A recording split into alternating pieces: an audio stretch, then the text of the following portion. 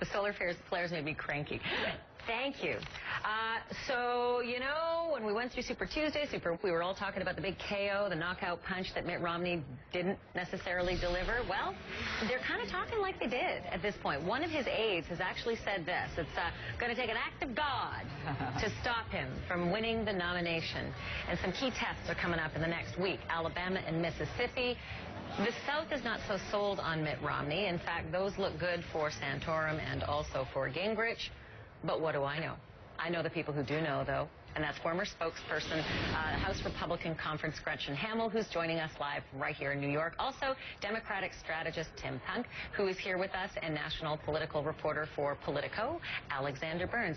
All right, folks, listen up. I said it very quickly. I just said act of God, but I want to give you the actual phrasing because, you know, it's all in the editing, right? Here it is unedited.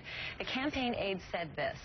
For those guys, it's going to take some sort of act of God to get where they need to be on the nomination front. And that didn't go over so well with Rick Santorum. When he was told about it on the trail, he had this to say in response to the act of God comment. Have a listen.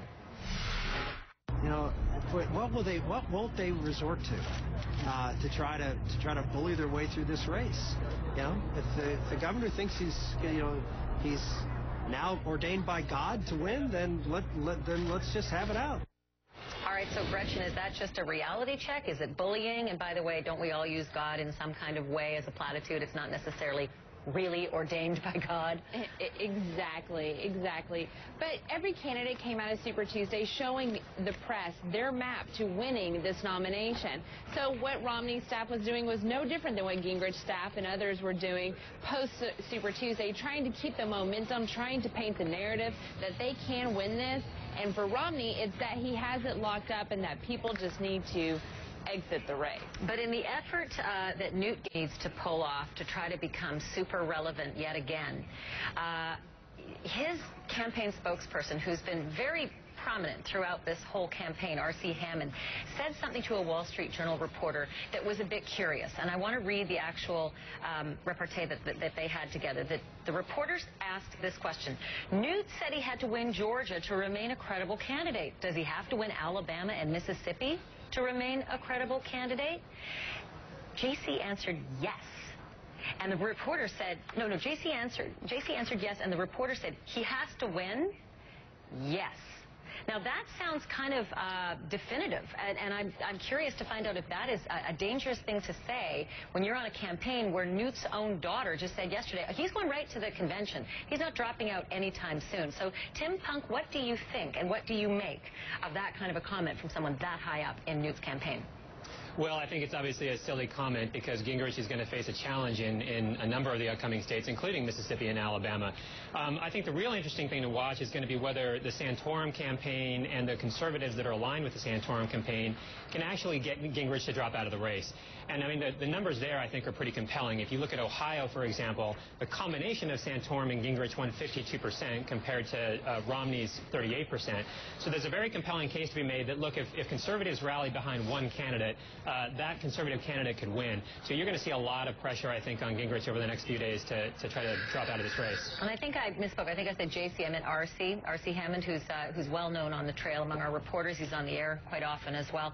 And actually, Newt Gingrich himself refers to R.C. all the time on the trail. And since we're talking Gingrich, I think we should probably talk about what Tony Perkins had to say about Newt Gingrich. Tony Perkins is well known. He's the president of the Family Research Council. He is a staunch Republican and a very right-wing conservative, and he had this to say about Newt Gingrich in an open letter. He said, Gingrich has never been in a more influential position in deciding the outcome of the nomination. He could be a kingmaker if he stepped out of the race and threw his support to another candidate. Alexander Burns, those are strong words, and they're not the kinds of words that you want to hear going into the South when you kind of want to win the South.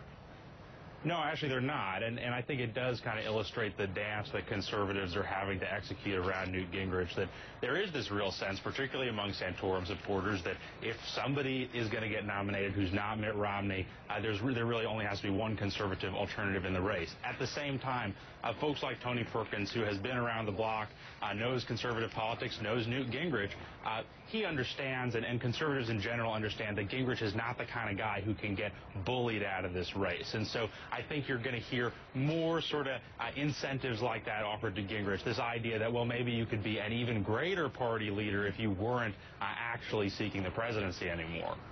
All right. To all of you, Alexander, Tim, and Gretchen, thanks very much. I want to add one thing, and that is if you're a fan of Karl Rove, and even if you're not a fan of Karl Rove, you do have to hear what he said to the Wall Street Journal, and that is this. Every primary takes a short-term toll on the nominee, who emerges bruised and battered, but often stronger. That was the case 4 years ago, and it may be the case this year as well. So for all you naysayers out there who say this is a damaging campaign because it's going on longer, and our three panelists may or may not agree, that's what Karl Rove, another kingmaker, had to say. Folks, stick around. We want to